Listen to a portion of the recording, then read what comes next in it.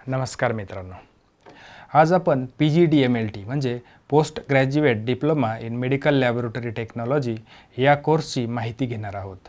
हा course MUHS म्हणजे महाराष्ट्र आरोग्य विज्ञान विद्यापीठामार्फत घेतला जातो। पोस्ट ग्रॅज्युएटमध्ये हा कोर्स टॉपवर आहे। या कोर्सला प्रवेश घेण्यासाठी जास्त महत्त्व द्या। जर प्रवेश नाही मिळाला तरच इतर कोर्सला प्रवेश घ्या। हा कोर्स झाल्यानंतर तुम्हाला महाराष्ट्र पॅरामेडिकल काउन्सिलमध्ये रजिस्ट्रेशन मिळते। या कोर्ससाठी पात्रता पुढीलप्रमाणे आहे। 1. 12वी सायन्स व त्यानंतर मान्यताप्राप्त विद्यापीठाची पदवी BSc ही पूर्ण केलेली असावी। BSc करताना chemistry, biochemistry, microbiology, biotechnology, zoology, botany हे मुख्य विषय असणे गरजेचे आहे। दुसरी पात्रता BSc MLT किंवा BMLT अशी पात्रता असेल तर तुम्हाला PGDMLT कोर्सला ॲडमिशन मिळते। शिक्षणाबरोबरच इतरही काही पात्रता आवश्यक आहेत, त्या म्हणजे विद्यार्थ्याचे वय 20 वर्ष पूर्ण झालेले असावे आणि 35 वर्षापेक्षा जास्त नसावे। PGDMLT करण्यासाठी कोणत्याही प्रकारची महाराष्ट्रात प्रवेश परीक्षा नाही। या अभ्यासक्रमासाठी प्रवेश हा गुणवत्ता यादीच्या आधारे दिला जातो। पदवीमध्ये मिळालेल्या गुणांच्या आधारे म्हणजे मेरिट लिस्टनुसार प्रवेश दिला जातो। हा कोर्स महाराष्ट्र आरोग्य विज्ञान विद्यापीठ यांच्या नियमानुसार दिला जातो। विद्यार्थी कॉलेजमध्ये जशी सोय असेल त्यानुसार थेट कॉलेजच्या कार्यालयातून ऑफलाईन अर्ज घेऊन जाऊ शकतात किंवा ऑनलाईन अशा दोन्ही पद्धतीने अर्ज भरू शकतात। निवड प्रक्रियेनंतर विद्यार्थ्याच्या नावाची यादी महाविद्यालय किंवा विद्यापीठाच्या अधिकृत वेबसाईटवरती किंवा कॉलेजवरती नोटीस बोर्डवरती लावली जाते। त्यानंतर प्रवेशाची तारीख, शेवटची तारीख, आवश्यक कागदपत्रे इत्यादींची माहिती निवडलेल्या विद्यार्थ्यांना ईमेलद्वारे कळवली जाते किंवा तुम्ही स्वतः कॉलेजमध्ये जाऊनही हे बघू शकता। प्रवेश मिळण्याची प्रक्रिया योग्य वेळेत योग्य मार्गाने पूर्ण करणे आवश्यक आहे। उत्तम महाविद्यालयात प्रवेश घेण्याच्या शोधात असलेल्या विद्यार्थ्यांनी पुढे सांगितलेल्या गोष्टी लक्षात ठेवाव्या, ज्यामुळे तुम्हाला योग्य असलेल्या महाविद्यालयात प्रवेश मिळेल। 1. सर्व महाविद्यालयाबद्दल आधी पूर्ण माहिती घ्यावी। जे विद्यालय सोयीचे असेल व आर्थिक दृष्टीने परवडणारे असेल तेच निवडावे। महाविद्यालयांमध्ये प्रवेश मिळवण्यासाठी शैक्षणिकदृष्ट्या जास्तीत जास्त मार्क किंवा टक्केवारी असणे आवश्यक आहे।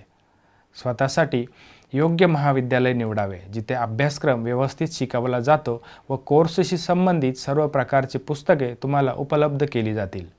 प्रत्येक कॉलेजची प्रवेश प्रक्रिया एकाच वेळी सुरू होत नाही, त्यामुळे विद्यार्थ्यांनी लवकर आणि वेळेत आणि काळजीपूर्वक अर्ज करावा। ज्येष्ठ किंवा माजी विद्यार्थ्यांशी चर्चा करावी। त्यांच्याशी बोलल्याने विद्यार्थ्यांना कॉलेजविषयी योग्य माहिती मिळेल व तुमचे शैक्षणिक नुकसान होणार नाही। प्रत्येक महाविद्यालय, कॉलेज, संस्थेची प्रवेश प्रक्रिया वेगळी असू शकते, म्हणून विद्यार्थ्यांनी प्रवेश घेण्याआधी सुरुवातीला महाविद्यालयाच्या अधिकृत वेबसाईटवर जाऊन सूचना वाचणे आवश्यक आहे। कॉलेजमध्ये जाऊन संबंधित शिक्षकांकडून प्रत्यक्ष भेटून माहिती घ्या। काही शंका असतील तर त्या विचारून घ्या। कोर्ससाठी प्रवेश घेताना पुढीलप्रमाणे कागदपत्र लागणार आहेत। 1. Admission fee. कॉलेजनुसार ॲडमिशन फी वेगवेगळी असते।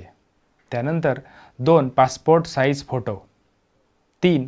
BSc पास किंवा ट्रान्सफर सर्टिफिकेट। 4. BSc पास आणि 3 वर्षाचे मार्कशीट। 5. नॅशनॅलिटी सर्टिफिकेट किंवा domicile certificate. 6. Caste certificate. 7. Non creamy layer certificate असेल तर। 8. Caste validity certificate. 9. Aadhaar card. 10. Gap certificate. 11. Passing degree certificate. 12. Migration certificate. वरील सर्व कागदपत्रांची झेरॉक्स कॉपी रजिस्ट्रेशन फॉर्मला जोडणे आवश्यक आहे। ॲडमिशन घेताना वरील सर्व कागदपत्रांची ओरिजिनल कॉपी लागणार आहे, त्याशिवाय प्रवेश दिला जात नाही। या कोर्सचा कालावधी किती आहे ते बघू। हा कोर्स 1 वर्षाचा पूर्ण वेळ असलेला अभ्यासक्रम आहे। दरवर्षी जुलैपासून हा कोर्स सुरू होतो, म्हणजे BScचा निकाल जाहीर झाल्यानंतर सुरू होणारा हा कोर्स आहे।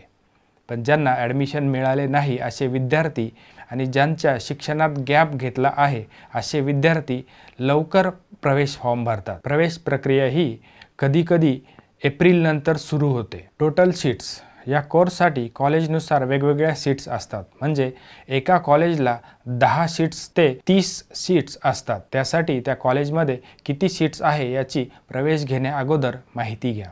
या कोर्सची फी ही कॉलेजनुसार वेगवेगळी असते। साधारण ॲव्हरेज बघितले तर 1 लाखापासून ते 2 लाखापर्यंत फी असू शकते। या फी व्यतिरिक्त तुम्हाला इतर साहित्यांसाठी वेगळा खर्च लागू शकतो। शिक्षण घेत असताना किंवा कोर्स करत असताना कॉलेजचे काही नियम पाळणे तुम्हाला बंधनकारक असते। ते नियम पुढील प्रमाणे आहेत। 1. विद्यार्थ्यांनी वैद्यकीय निदान शिबिरे, रक्तगट शिबिर किंवा रक्तदान शिबिरात उपस्थित राहणे आवश्यक आहे। शिबिराची व्यवस्था संस्थेमार्फत केली जाते। विद्यार्थ्यांना शिकवताना वर्गात व प्रॅक्टिकलमध्ये नियमित व वेळेवर उपस्थित असणे आवश्यक आहे। विद्यार्थ्यांना वर्गात दिलेले काम वेळोवेळी पूर्ण करून संबंधित शिक्षकाकडे वेळेवर सादर करावे लागणार आहे। क्लास टेस्ट किंवा टर्म वर्क प्रत्येक विद्यार्थ्यांसाठी अनिवार्य असते। त्यासाठी कुठलेही अनावश्यक कारण ऐकून घेतले जात नाही आणि विद्यार्थ्यांची प्रगती आणि उपस्थिती खराब किंवा असमाधानकारक असल्यास त्यांना परीक्षेसाठी बसू दिले जात नाही। विद्यार्थ्याची अभ्यासक्रमाच्या प्रत्येक विषयाला किमान 75% उपस्थिती असणे आवश्यक असते। महाविद्यालयाच्या वसतिगृहात, आवारात, पॅथॉलॉजी प्रयोगशाळेत किंवा प्रशिक्षण केंद्रामध्ये धूम्रपान, मद्यपान यास सक्त मनाई आहे। गैरवर्तन केल्यास पूर्वसूचना न देता प्रवेश रद्द केला जाऊ शकतो। प्रवेशानंतर प्रत्येक विद्यार्थ्याने त्याचे ओळखपत्र जवळ ठेवणे आवश्यक आहे। जेव्हा जेव्हा प्राध्यापकांकडून मागणी केली जाईल तेव्हा ते त्यांना दाखवणे गरजेचे आहे। विद्यार्थ्यांना मुख्याध्यापकांच्या पूर्व परवानगीशिवाय वर्ग, प्रात्यक्षिक किंवा अंतर्गत परीक्षेला अनुपस्थित राहता येणार नाही। आजारपणामुळे अनुपस्थित राहिल्यास शक्य तितक्या लवकर वैद्यकीय प्रमाणपत्र सादर करणे आवश्यक आहे। जेव्हा अंतिम सेमेस्टर म्हणजे वार्षिक परीक्षेला बसणार असाल तेव्हा ते वैद्यकीय प्रमाणपत्र आवश्यक असते। आवश्यक नोटबुक्स, जर्नल्स, प्रॅक्टिकल आणि व्यावहारिक साहित्य विद्यार्थ्यांना स्वतः आणावे लागेल। विद्यार्थ्याने अर्जात केलेला कोणताही संदर्भ खोटा किंवा फसवा असल्याचे आढळल्यास शिस्तभंगाची कारवाई होईल किंवा महाविद्यालयातून हकालपट्टीसाठी तो स्वतः जबाबदार असेल। महाविद्यालय, वसतिगृह किंवा महाविद्यालयीन कॅम्पसमध्ये राजकीय बॅनरबाजी करण्यास सक्त मनाई आहे। महाविद्यालयाच्या सूचना, फलकावर लावलेल्या सूचना विद्यार्थ्यांनी वेळोवेळी वाचणे अपेक्षित आहे। विद्यार्थ्याने वेळेत नोटीस वाचू न शकल्याने झालेल्या नुकसानीची जबाबदारी महाविद्यालय स्वीकारत नाही। महाविद्यालयात कोणतीही सोसायटी, युनियन किंवा विद्यार्थ्यांची संघटना स्थापन करता येणार नाही आणि मुख्याध्यापकांच्या पूर्व परवानगीशिवाय कोणत्याही बाहेरील व्यक्तीला महाविद्यालयात कार्यक्रमासाठी आमंत्रित करता येणार नाही। वरीलपैकी कोणतेही नियम व अटी बदलण्याची किंवा सुधारणा करण्याचा आणि पूर्व सूचना न देता बदलण्याचा किंवा नवीन नियम जोडण्याचा अधिकार व्यवस्थापनाने स्वतःकडे राखून ठेवलेला आहे, जो विद्यार्थ्यांना बंधनकारक असेल। या कोर्सची परीक्षा अभ्यासक्रमाच्या शेवटी म्हणजे शैक्षणिक वर्ष पूर्ण झाल्यानंतर घेतली जाते।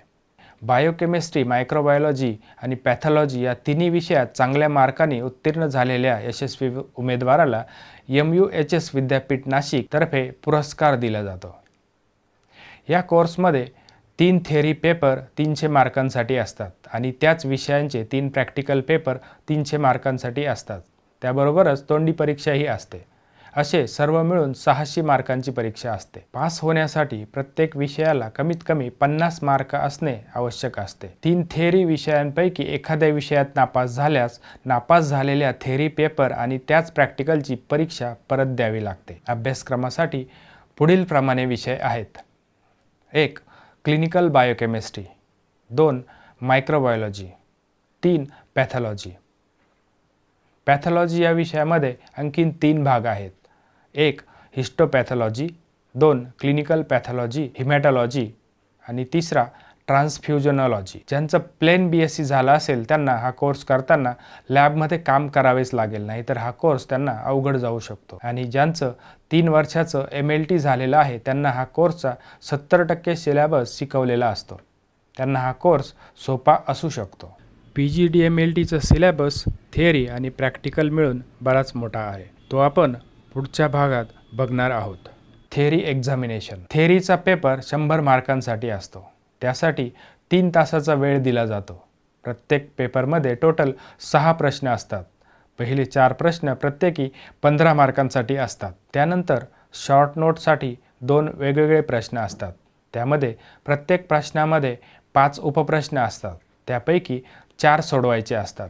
प्रत्येक शॉर्ट नोटसाठी 5 मार्क असतात. असे 100 मार्कांचा पेपर असतो. सर्व विषयांसाठी याच प्रकारचा क्वेश्चन पेपर असतो. आता आपण बघूया प्रॅक्टिकल एक्झामिनेशन. Clinical biochemistry.